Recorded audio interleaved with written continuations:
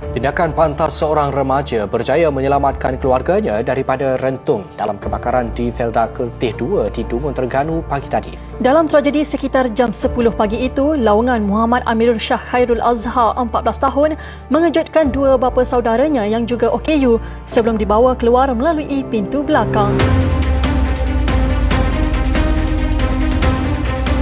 Pada 18 April 2025, kira-kira jam 10 pagi, telah berlaku kebakaran di kediaman nenek kanak-kanak.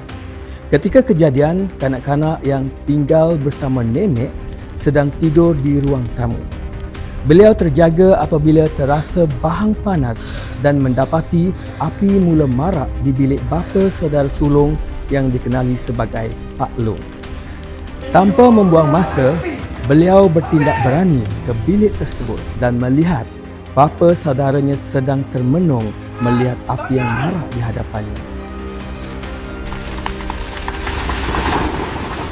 Pak Long merupakan OKU ketidakupayaan pembelajaran dan tidak menyedari akan bahaya di hadapannya.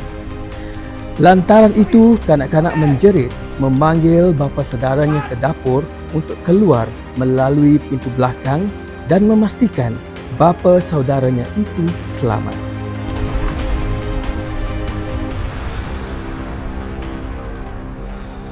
Dalam keadaan kelang kabut dan asap yang semakin menebal, kanak-kanak berlari menuju ke bilik seorang lagi bapa saudaranya, iaitu Pak Ngah, juga OKU ketidakupayaan pembelajaran yang terletak berhampiran dapur.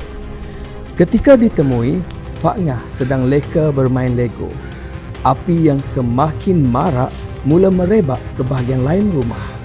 Menyedari keadaan berbahaya itu, kanak-kanak segera menjerit, memanggil dan menarik tangan bapa saudaranya itu sehingga mereka berdua berjaya keluar melalui pintu dapur sebelum api merebak ke seluruh kediaman menyebabkan rumah tidak dapat diselamatkan.